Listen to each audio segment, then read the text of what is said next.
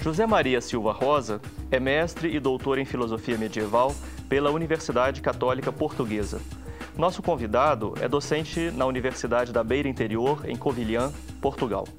O professor José Maria colabora no Centro de Estudos de Filosofia da Universidade Católica Portuguesa e no Centro de Literaturas e Culturas Lusófonas e Europeias da Faculdade de Letras da Universidade de Lisboa.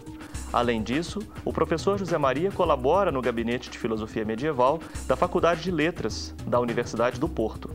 O convidado de hoje é membro da Sociedade Internacional para o Estudo da Filosofia Medieval, da Sociedade Portuguesa de Filosofia Medieval e da Sociedade Científica da Universidade Católica Portuguesa.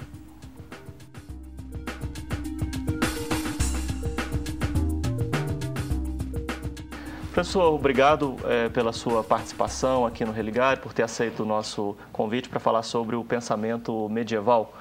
Participe do Religare, você pode ajudar a fazer um programa ainda melhor. Acesse a página da TV Horizonte e nos encaminhe sua mensagem, dúvidas ou sugestões. O endereço é tvhorizonte.com.br/Religare.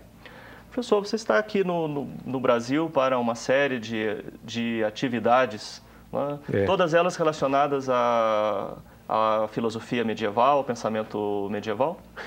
Sim. Antes de responder, queria agradecer o convite do Religare, ou melhor, para esta Religatio conjunta, sim, para esta cidade bonita que tem um belo horizonte, de facto. E queria agradecer antes de mais isso. De facto, eu estou no Brasil já vai fazer 3 semanas, tenho estado no Sul, em Santa Catarina, falando sobre Santo Agostinho, lá mais relativamente ao pensamento educativo, à questão da pedagogia, da filosofia da educação de Santo Agostinho. Estou agora aqui em Belo Horizonte a convite da Ordem de Santo Agostinho. Quero prestar aqui a homenagem pública ao Frei Luís António, que tem sido uma pessoa inexcedível nisso. Também no âmbito do pensamento agostiniano, fundamentalmente.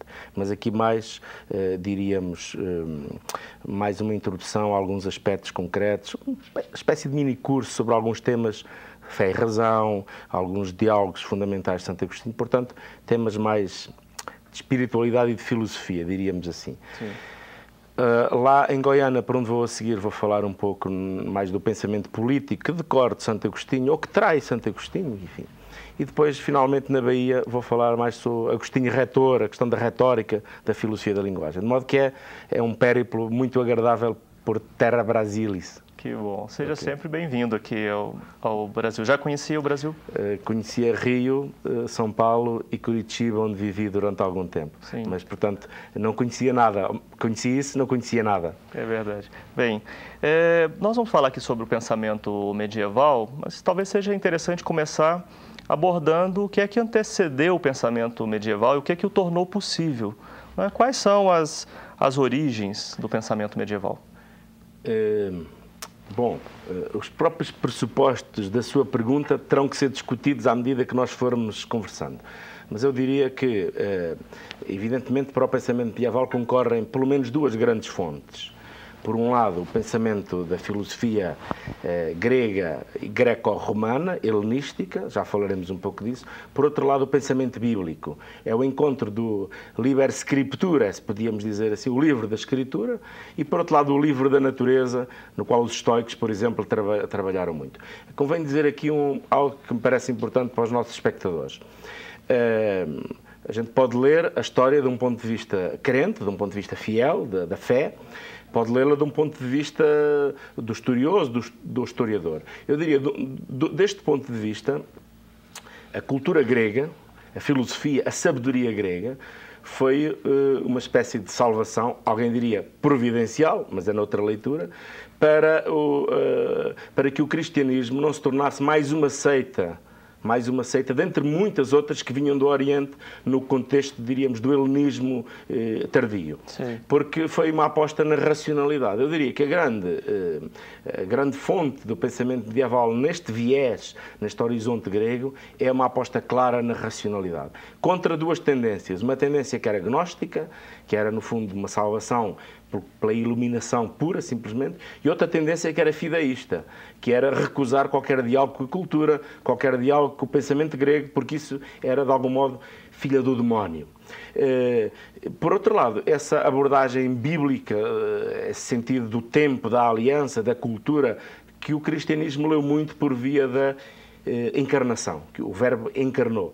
Podíamos dizer que este diálogo vai sendo, durante os primeiros 3 séculos, vai tendo orientações num sentido ou no outro. A figura de Agostinho emerge como o grande herdeiro destas correntes e faz uma síntese extraordinária, que não é tão síntese assim porque é imensa, e no fundo podíamos dizer que ele lega isso ao pensamento medieval.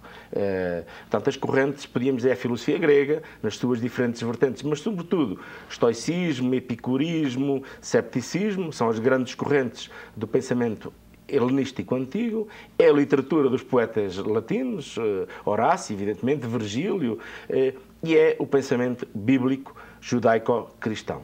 Sem essa confluência de fatores, nós não teríamos Ocidente. Claro, não.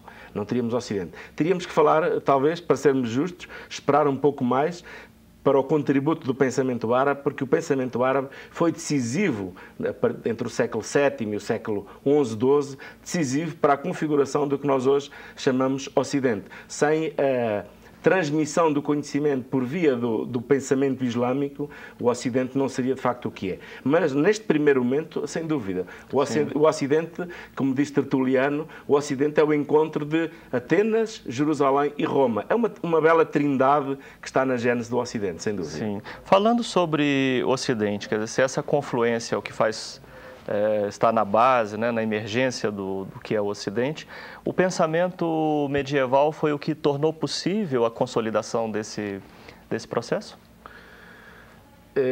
Digamos que é o berço onde isso pôde ser fomentado? É preciso, eu não sei como é aqui, mas presumo que aqui no Brasil, os telespectadores que nos estão a ouvir, também existem alguns preconceitos sobre a chamada Idade Média, sobre o pensamento medieval.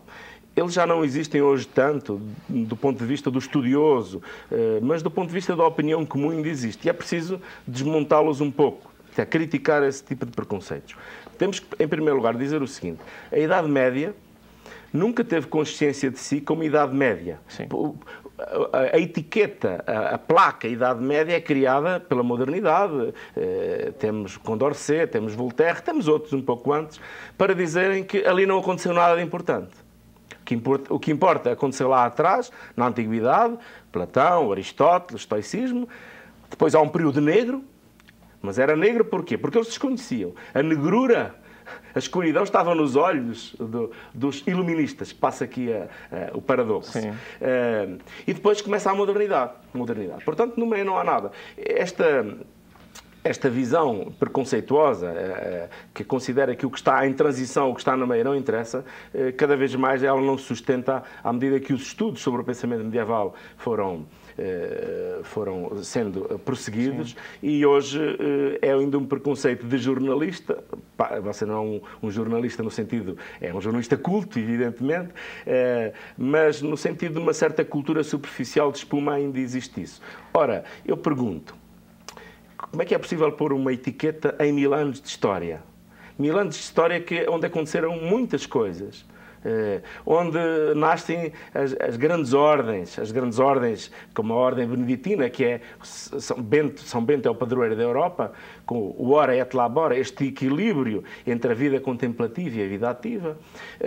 Essas ordens que estruturaram, de facto, a espiritualidade do Ocidente, para não falar logo de Agostinho à cabeça, que viu o renascimento carolíngio com Carlos Magno no século VIII, século IX, criar as chamadas escolas catedralícias, as escolas abaciais, as escolas palatinas, onde, depois da implosão do Império Romano, que tinha o sistema de ensino, entre outras coisas, tinha desaparecido, o final do século VIII, século IX, viu o ressurgimento das letras, das artes, com Carlos Magno. Como é que um período tão diversificado, que viu outras escolas no século XII, o amor cortês, alguém diria já assim, mas também viu as cruzadas. Ok, houve cruzadas, sim, mas temos que não ser anacrónicos. O que é que correspondia à cruzada?